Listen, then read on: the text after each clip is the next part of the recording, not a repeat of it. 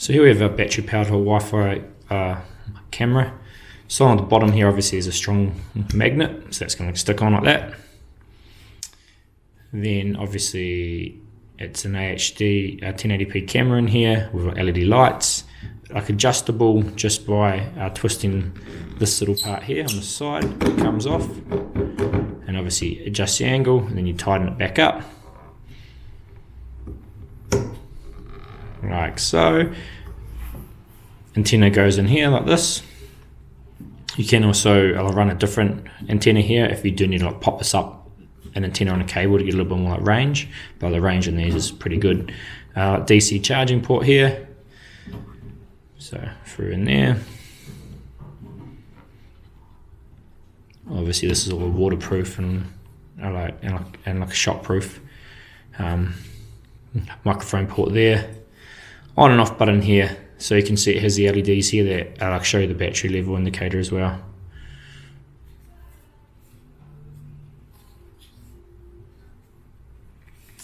That's basically what the camera is. In the kit you also get the charge cable, just a straight USB to DC plug to charge it up, so majority of people can plug it into a SIG USB, like cigarette lighter USB, or into a household USB. A full manual here to follow how you use the app, and it also comes up with a spec sheet. That's basically the camera there. Now what you have to do once you've got the camera is it obviously works over Wi-Fi. So depending on how you want to use this camera, you can use it to our head units because our like sort of Wi-Fi. But what happens then is, because wireless CarPlay and wireless Android Auto use the Wi-Fi of the head unit, you have to like sort of disconnect those and then hook these up. So a lot of people who buy these are just using it to put a camera image to like a phone or tablet or whatever they're using. So on your iPhone, or if you have an Android phone, it's the same thing. You want to go into the App Store, so the Play Store on like Android, and you want to look for like something called StreamViz, StreamViz, and download that app. So that app is also another manual with a QR code, so it's fairly easy to find. You want to turn the camera on by clicking and holding this button, and you'll see that lights flash, goes dum dum dum, and it'll show you how much battery is left, full power here. Then if we come into here, we're looking for a WFC, and the password is going to be 48. So once it's connected, it's going to come up here. Then what you want to do is you want to open up the app StreamViz, and it tells you here at the start if it can't find it.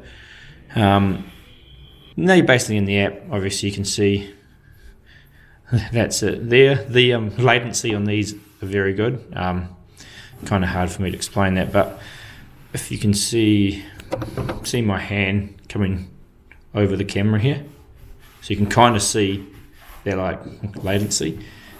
You'll find on like lower quality ones it isn't as good at times. So that's basically it. So you have your camera up now, and you can like see behind you. Then once you're in the app, obviously you can turn on guidelines. You can record a video. You can capture a picture. So obviously if you go back into here, you can view the old video or pictures you've taken. And you've got some settings in here. So you've got choose auto quality is like best. It's just going to jump between them. So it's saying HD at the moment for high definition. You got full high definition. It'll just change on what it needs to do.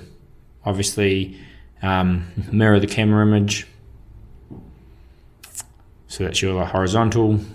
I'll flip the image. That's your vertical. So it doesn't matter the way you mount it. You can just adjust it on there, and you can turn your audio on and off. So you have audio coming through here too, so if you're listening to someone backing you in. There's a bit of stuff in here, like auto sleep. So this is once it disconnects, we'll go to sleep. So you could set this to a minute. Frame rate, it'll default to 20, you want to be above 20, 25 or 30. It's going to be fine. Like volumes, what's coming through, and like updates if you need to update the firmware on the actual camera. So that basically explains everything here, all with the app. And now we'll just go and do a bit of like a range test. So like a range test, what we're going to do is we're going to put it on like that sign like there, and then I'll go and sit in front of the white car there. So that gives you an idea of the distance. Probably like 5 car distances, and we'll have to be going through 3 different car bodies. So you can see I put it on the sign here. It's on like the phone there. So what we'll do now is we'll actually just need to adjust the camera so we can see things going past. Now, like, hopefully you can sort of see that it says like CIF on the top, and you can see there is actually a guy walking down the street there. So we are sort of going for like 2 cars at the moment, probably around about 22 meters or so. And hopefully you can see that. So that car obviously just drove past that we just saw on the camera, so that's still fine. We'll test if we can go into the furthest car here. So we're in, hopefully you might have seen that. That car there just actually drove past. So it's a bit hard to get the screen to view outside. So you can see now we are a fair way away, and we are still getting the signal coming through. So we've done the range test, so the range on these are pretty good. Obviously, if you can poke this up above something, it's going to help. That's why obviously if it sits on like the top of the caravan or whatnot trailer, and this goes above the roof, it's always going to be a help. Otherwise it's going to have a piece of metal or whatever it is straight up behind it. Now you can see here the lights see these 2 ones like are flashing. So this is in like standby mode now, so it's quite handy. So it'll go into like standby mode, and it'll stay in standby mode, and it actually lasts a very long time, and it uses your phone to activate it. So that's what when we're talking about that sleep in the app for 1 minute. So if I open the app back up here, you can see it's still showing like the old screen, but you can see the actual lights have all come on like the unit now. So what it's actually like done is it has said to like the unit, okay, that time to turn back on. Sometimes you just need to go and select the camera. You can see it's in here. This is the camera. It's currently sleeping,